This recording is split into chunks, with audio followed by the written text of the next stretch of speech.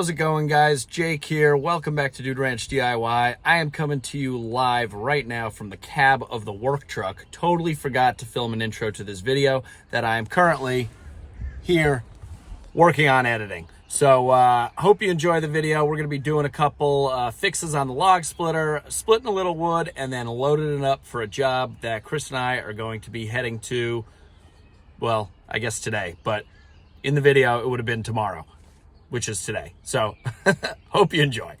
All right, guys, so here is the first thing we're going to be doing on the splitter here. Well,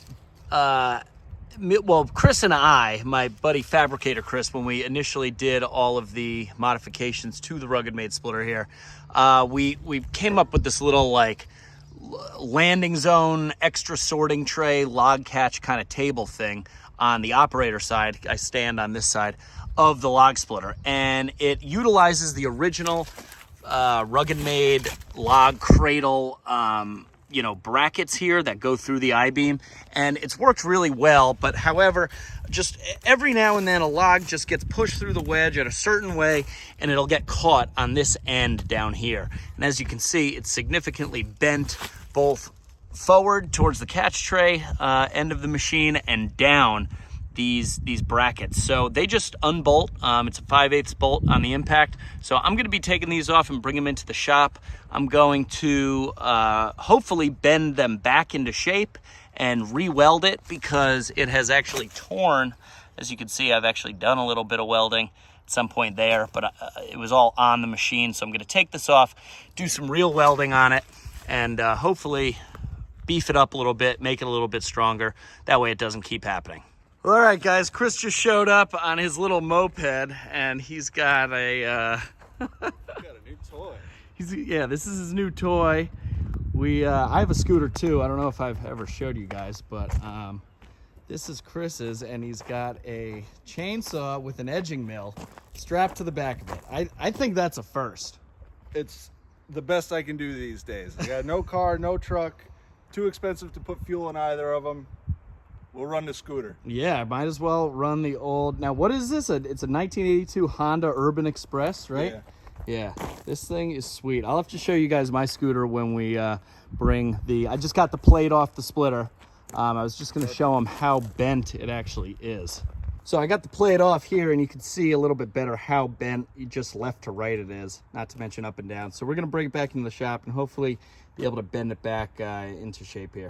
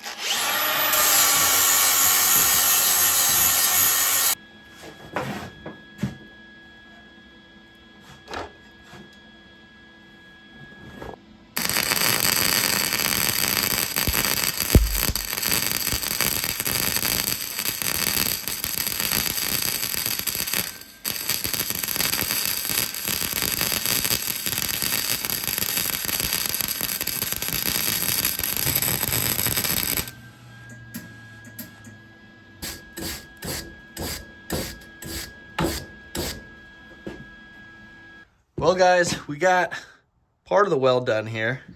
Definitely not the prettiest weld, but I ran out of wire. So I'm gonna have to go run to the store and get some more wire.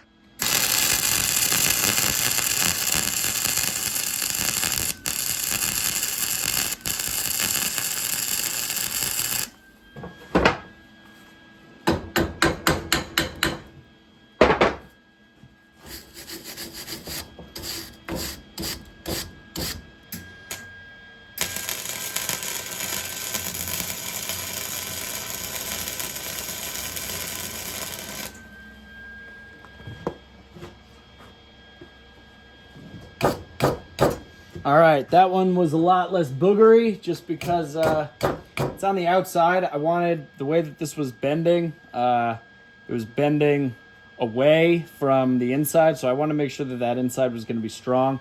Now I'm just going to connect the sides here a little bit, or this one side at least, and should be good to go.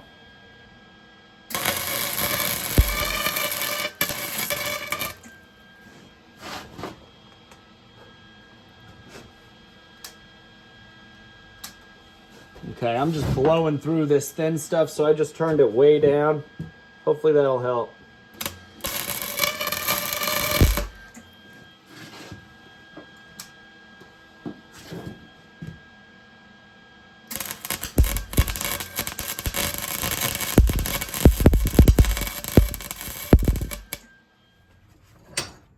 Okay, so those are by no means the prettiest welds, but like I was saying, you can see how thin this tubing is compared to this steel.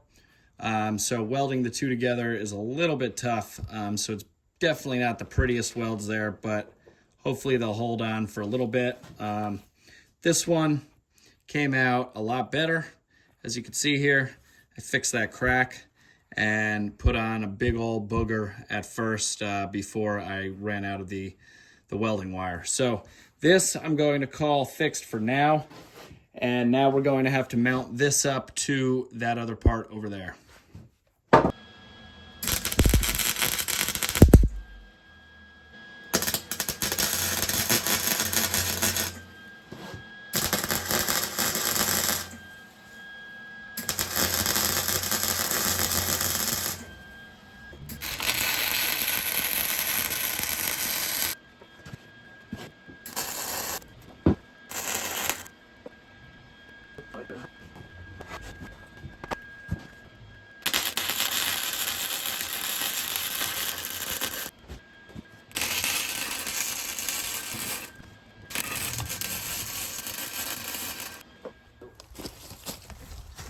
Okay, so we got the first two bolts in there.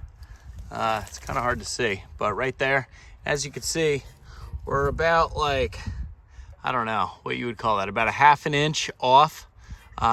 So this bracket down here needs to, take it out of the tripod here. So yeah, now you can see it here. So this bracket here needs to be bent to the right a little bit. And it's, you know, it's not going to be perfect, but at least it'll be welded back together somewhat. And hopefully it won't be bending down and hitting into the log sorting tray here as it was. I think what I basically need to do is order from RuggedMade 2 new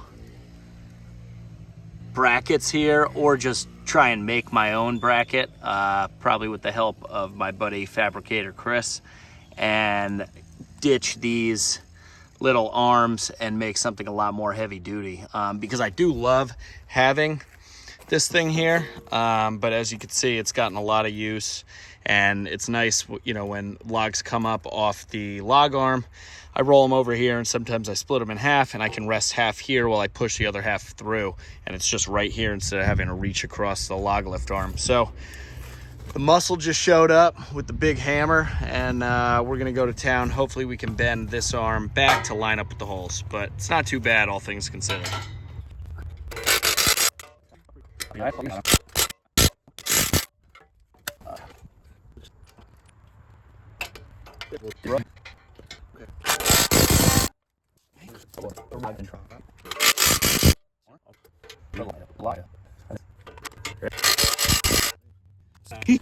Well, all right, guys, for as out of whack as that thing was, it only took a little bit of banging to get it back on there, and it actually, you know, aside from this plate itself being, you know, bent down, I mean, the arms are definitely out of whack, but the thing is relatively right back to, you know, how it originally was. It's no longer diving down as much into the log sorting tray, and as Chris is kind of showing there with his hand, it's pretty flush with the I-beam. So I guess my spotty welding skills weren't too bad. Not too spotty after all.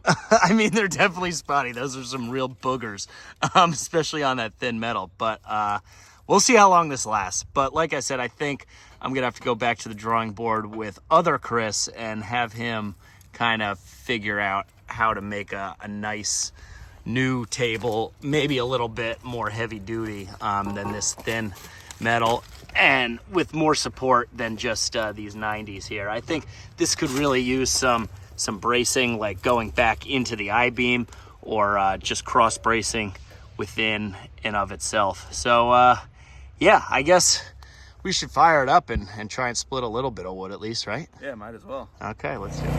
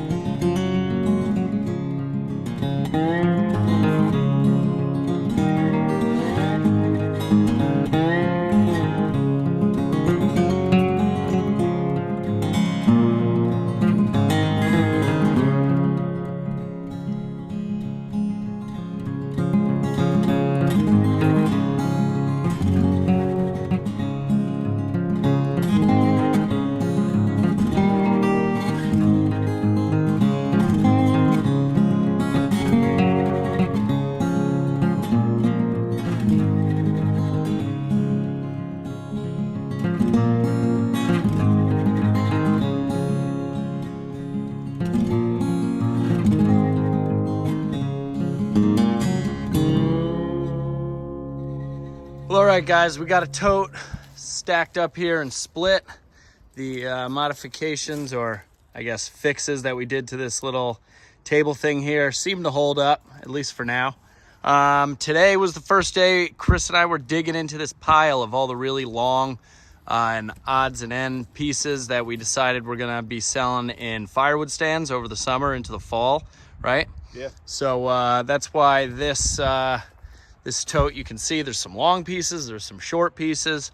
It's not stacked quite, you know, doesn't stack quite as easy, I guess I should say, right? No, not as easy at all. You got to find the right piece to kind of match up with the other one, make a nice level spot. Yeah. And we're also getting into some of this crappy stuff that has knots and turns and twists. So you got the undulations and all that. Yeah, I think we got to do a little bit of cleanup here and maybe move the splitter, you know, closer to this pile here, because we're starting to.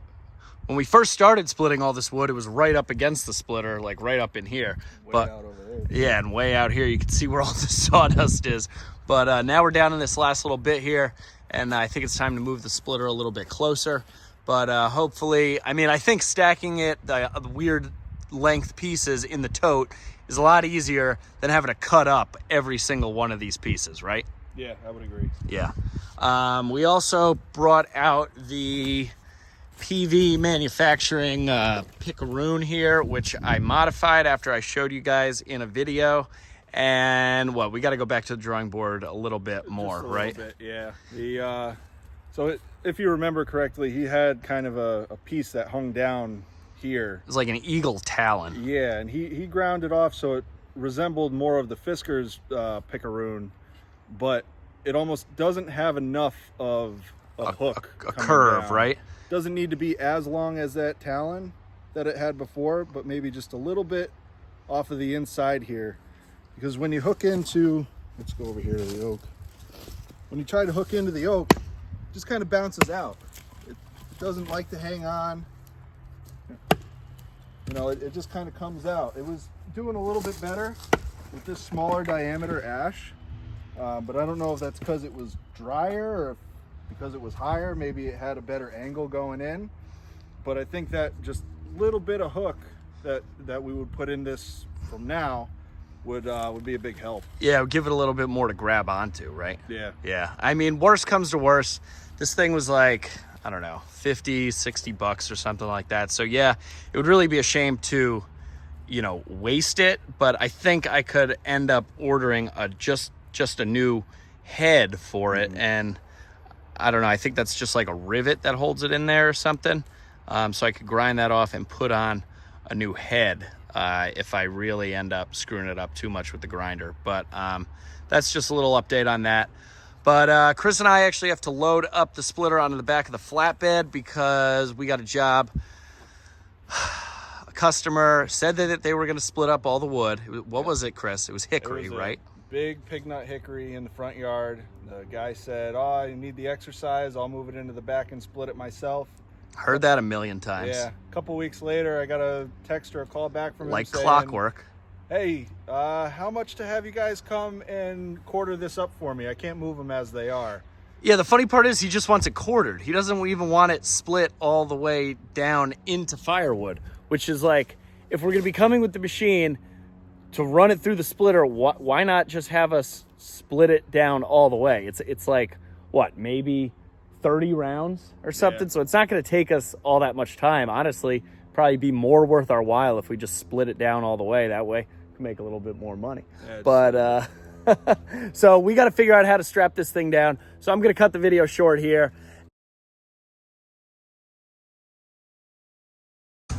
All right, ladies and gents, here we go. We got the RuggedMade loaded up onto the flatbed, getting ready for our job tomorrow. It's all strapped down. Let's just hope she don't fall off.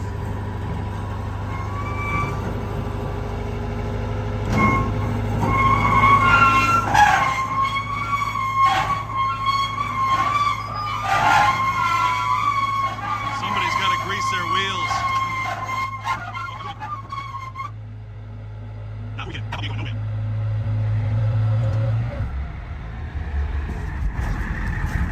All loaded up, strapped down, ready to go. Hey Jake, give us a little toot-toot. What? Give us a little toot-toot.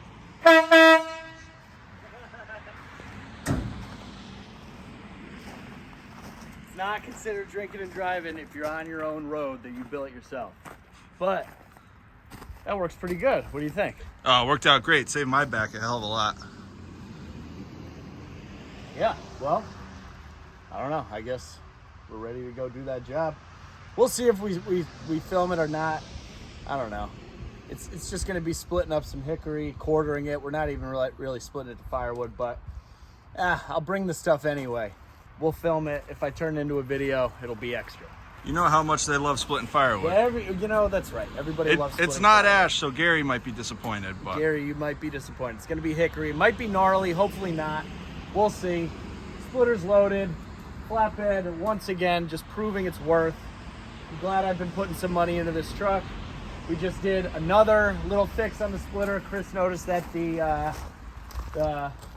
finger call on the this thing? four-way wedge. the hydraulic wedge here. The add-on like rod here was totally broken off. What, you just pulled it off? You just I happened pulled to the notice wedge it? off and it fell off. Yeah, fell off, so we just welded that back up. So I've been getting some good practice with the welder today, unexpectedly. But you know what? That's what happens. So you got equipment, got to maintain it. See you next time. Well, we were talking about maintenance on this thing. We've put how many cords through here? You know, couple hundred cords, if not, 1,000 cords. And I don't know about 1,000, but it sounds better. We've definitely put a couple hundred through it. The camera adds about 10 pounds, so it's all right. It does, yeah, it adds a couple hundred. But I mean, yeah, this thing has relatively been maintenance free. Little odds and end fixes here and there, oil change, air filter, but I mean, RuggedMade for the price, for what it is. Been a great little machine. It's a good machine. Yeah, it's no Easton made. Easton made, like, you probably wouldn't have to fix these things, but it weighs probably like a quarter of what an Easton made machine weighs. So you get what you pay for. Great machine for the money, and we're gonna split many hundred or thousands of cords in the future. As always, guys, thanks for watching. If you liked the video, give it a big thumbs up. Haven't done so already, hit the subscribe button down below. I hope you're doing it behind me. Any questions, comments, or feedback, I'd really appreciate it. By no means am I a welder, like, at all. Chris, Come on, you're a welder pilot. We all know I'm a welder pilot in training. My buddy Chris that helped me with the log arch and all the other welding and stuff he is an actual welder, and I would love to get to his status someday. But hopefully those booger welds will hold this thing together for now until we can do an actual fix on it. But for now, I'm Jake. And I'm Chris. This is Dude Ranch DIY. Thanks so much for watching. We'll see you here next time.